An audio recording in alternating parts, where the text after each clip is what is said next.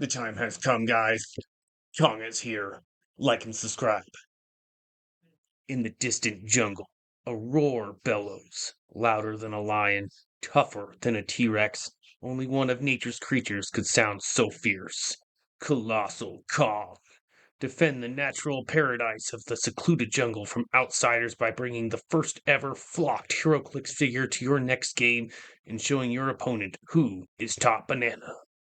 Specifically made for you, the collector Iconix captures this moment that you love from pop culture and brings them to your game shelf, play table, or HeroClix collection. Coming in this pretty sweet Colossal Kong Iconix box we got here, it's like they've got him chained up, but they do have this cool, little display open up so you can look in there to see your very own Kong. But let's get in there and see what he's all about. All right. Now he comes kind of pressed together. That's nice and safe. And here's our first look at our giant Kong. Wow, he's just super cool. He's got like a furry texture, flocked as what it said. Oh, that's really cool. Look at him.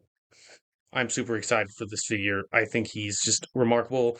I used to have a really good friend of mine whose name was Mighty Joe Young, who's basically King Kong from back in the day. If anybody remembers Mighty Joe Young, it's awesome.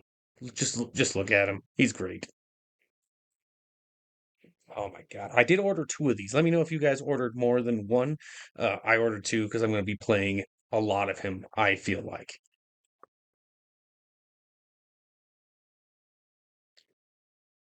Yeah. Now, aside from the Giant Kong himself, he does come with a nice little do not eat bag, little poison bag for you. I already opened up the cards so we can get ahead and look in on those. We're going to look at the objects he comes with first. He does come with three of them. He's got this crushed giant bug, which is characters holding this terrain can use poison. If they do, remove this terrain from the game. It's pretty cool. It's got a nice little detailed background. And then, of course, it comes with the actual part that you use to play for the game. And then we've got the banana pile, which is characters in this square have power, heal one click. Pretty dope. These all come into uh, why I'm showing you these here in a second. There's a special trait for Kong with these as well. And then the last one is Twisted Metal.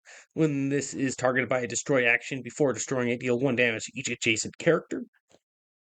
It's pretty cool.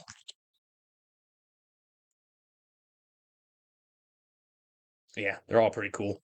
I like all of those. That's all that comes in the box is Kong, the 3 terrain markers, and then of course the card for Kong.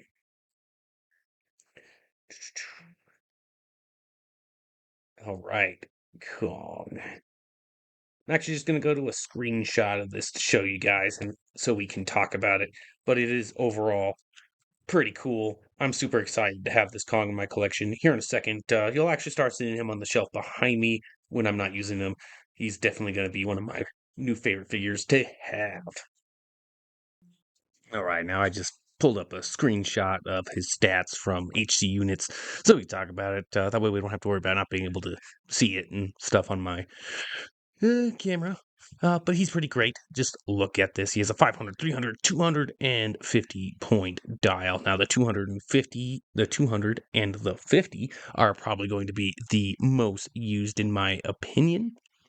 Even at just 50 points, he is worth using. But he's got a trait called Wrestling Dinosaurs and Giant Insects, where Kong can reduce penetrating damage right off the bat. Strong trait. He deals penetrating damage if he occupies elevated terrain or is attacking one or more characters with flight or the colossal symbol, which is quite a bit of figures with the flight symbol, that is. There's a few with colossal, but a lot of figures that can fly, so kind of easy to get them to deal penetrating, especially if you just level them onto some elevation terrain as well. He has another trait, which is he has Safeguard Outwit, so no one's going to be outwitting you, which is pretty good. There are a few figures that can get around that, but not very many, that's for sure. Also has, if an opposing force has more characters than yours, Kong may be given 2 costed actions a turn and may use willpower twice a turn. Now, this is why I think that the 200-point one is going to be used. It's pretty easy to make a team with him, just 2, 3 other figures to keep your number count low so that you can be given 2 costed actions with him. Also get that willpower. Considering he's Colossal and gets it on a 3-up, it seems likely that you'll probably never be out actioned. Like, you'll always be able to take an action every single turn if you want to. He also has a randomly placed throughout his dial special attack power called Smash You Beneath Me, which gives him super strength and Quake. When he uses Quake, he instead deals 3 damage, and after resolutions generate a Kong Wreckage Terrain marker. Those Kong Wreckage Terrain markers are those markers that I showed you a little bit previously. So I was saying he has a trait that works with those, which is pretty cool. He also has a stop click that happens at the end of all of his starting lines. So at like 200, he's got 2 stop clicks, which is pretty dope. They are impervious and regeneration. Regeneration is free, but only if Kong has 2 action tokens. Now you're gonna have to play it pretty smart to ever get him to have 2 action tokens. Um, not too bad. Regeneration is free. Is never a bad thing to have. Now his stats are pretty amazing. Like, at top dial at 500, he's got 14 attack, 22 defense, 6 damage. Considering he can take 2 actions, he's going to be wrecking some faces, that is for sure. I like him at his 200 and his 50 point. At his 200, it looks like he's got 20 defense with impervious. And remember, he reduces penetrating damage, so it's basically invincible with a rollout. He's got 8 square 8 movement, charge, 12 with that special Quake power, 20 defense, and the 5 damage with Battle Fury. So he's getting around shape change, which is pretty good.